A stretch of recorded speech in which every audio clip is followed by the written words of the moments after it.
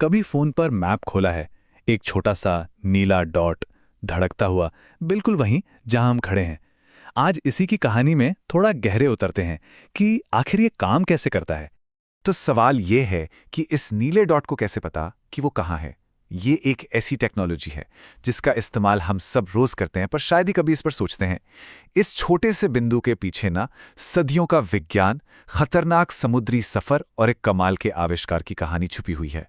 किसी भी जगह का पता लगाने के लिए सबसे पहले एक ग्लोबल ग्रिड सिस्टम चाहिए, मतलब पूरी पृथ्वी पर एक जाल जैसा जो हर एक पॉइंट को एक यूनिक एड्रेस दे सके। और यह सिस्टम दो बहुत ही बेसिक चीजों पर टिका है। इसे समझिए एड्रेस का पहला हिस्सा। बीचों बीच है भूमध्य रेखा, यानी इक्वेटर, जो है 0 डिग्री। अब यहां से ऊपर मतलब उत्तर की तरफ 90 डिग्री नॉर्थ पोल तक, और नीचे दक्षिण की तरफ 90 डिग्री साउथ पोल तक। ये पता लगाना ना हमेशा से ही काफी सीधा और आसान काम रहा है। लेकिन अब आता है एड्रेस का दूसरा हिस्सा, और यहीं से सारी मुश्किलें शुरू हुईं। लैटिट्यूड के उलट लॉन्गिट्यूड के लिए कोई नेचुरल स्टार्टिंग पॉइंट नहीं है, जैसे इक्वेटर है।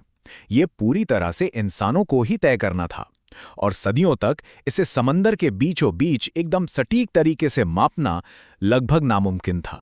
देखिए, कागज पर लकीरें खींचना तो एक बात है, पर जब कोई खुले समंदर में हो, एक हिलते हुए जहाज पर, तब अपनी सही लोकेशन, अपना लॉन्गिट्यूड जानना, ये कोई मामूली बात नहीं थी। ये जिंदगी और मौत का सवाल था।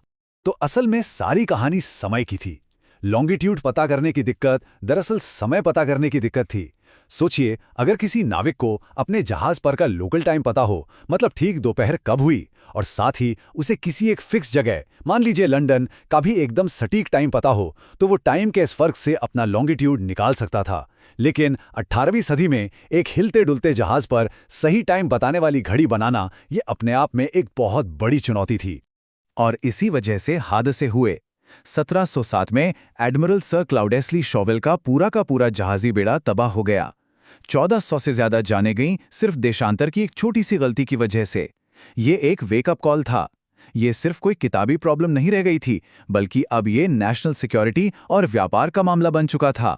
और इस तबाही ने ब्रिटिश सरकार को जगा दिया। ये समस्या इतनी बड़ी थी कि 1714 में ब्रिटिश सरकार ने लॉन्गिट्यूड एक्ट पास कर दिया। और इनाम क्या रखा? 20,000 पाउंड। जो कोई भी इस पहेली को सुलझाएगा, उसे ये इनाम मिलेगा। आज के हिसाब से ये लाखों करोड़ों की रकम थी।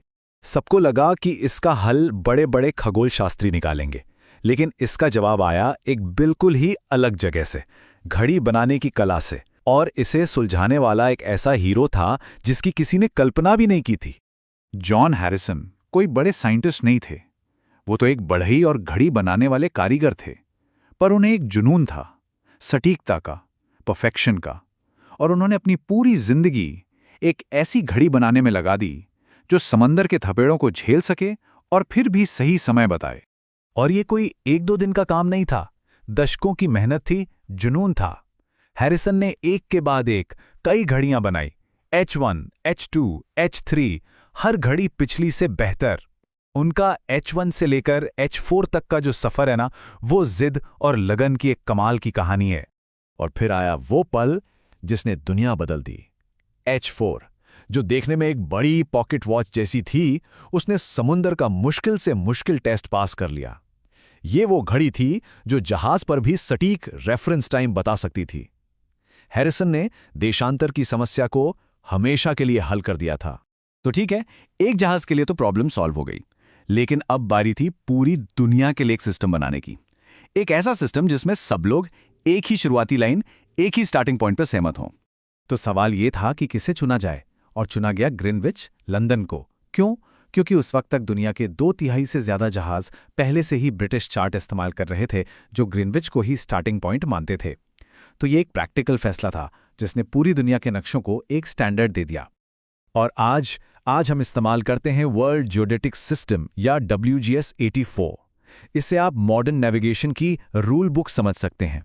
ये एक मैथमेटिकल मॉडल है जो पृथ्वी के असली आकार और उसकी ग्रेविटी को डिफाइन करता है। और हमारे फोन का वो नीला डॉट, वो इसी सिस्टम पर भरोसा करता है। लेकिन कहानी में एक छोटा सा ट्विस्ट है। वो मशहूर लाइन जिसे देखने के लिए दुनिया भर से टूरिस्ट ग्रीनविच जाते हैं, वो लाइन आज के जीपीएस सिस्टम के लिए 0 डिग्री देशांतर नहीं है।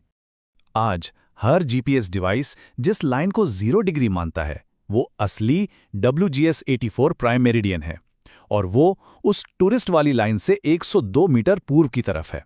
ऐसा क्यों?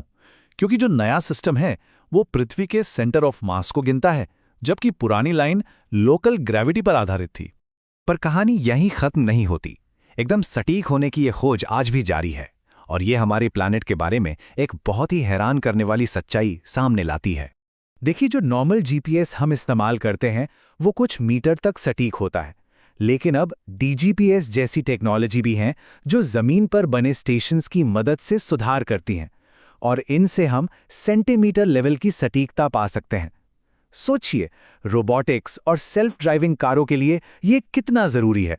ये जो तस्वीर है, इसमें रिसर्चर्स ने एक छोटे से बॉक्स के चारों ओर एक डीजीपीएस रिसीवर घुमाया, और आप देख सकते हैं कि जो डेटा मिला वो कितनी सफाई से उस बॉक्स के आउटलाइन को ट्रेस कर रहा है। ये है आज की टेक्नोलॉजी की ताकत। और अब आता है इस कहानी का सबसे हैरान करने वाला हिस्सा। एक रिसर्च पेपर की ये लाइन उस बुनियाद को ही हिला देती है जिस पर हमारा पूरा मैपिंग सिस्टम टिका है। इसका मतलब यह है कि जिस जमीन पर हम खड़े हैं वो फिक्स्ड नहीं है। महाद्वीप यानी कॉन्टिनेंट्स लगातार हिल रहे हैं, हर साल कुछ सेंटीमीटर खिसकते हैं। तो जिस माउंट एवरेस्ट को हम जानते हैं उसके कोऑर्डिनेट्स आज वो नहीं हैं जो 10 साल पहले थे। इसका मतलब हमारे पूरे ग्लोबल सिस्टम को लगातार अपडेट करना पड़ता है ताकि वो सही बना रहे। तो अगली बार जब फोन पर वो नीला डॉट दिखे तो याद रखिएगा कि वो सिर्फ एक डॉट नहीं है, वो सदियों की इंसानी सोच और मेहनत का नतीजा है। और ये इस बात की भी याद दिलाता है कि हम एक ऐसे ग्रह पर अपनी जगह ढूंढ रहे हैं जो खुद कभी एक जगह नहीं टिकता।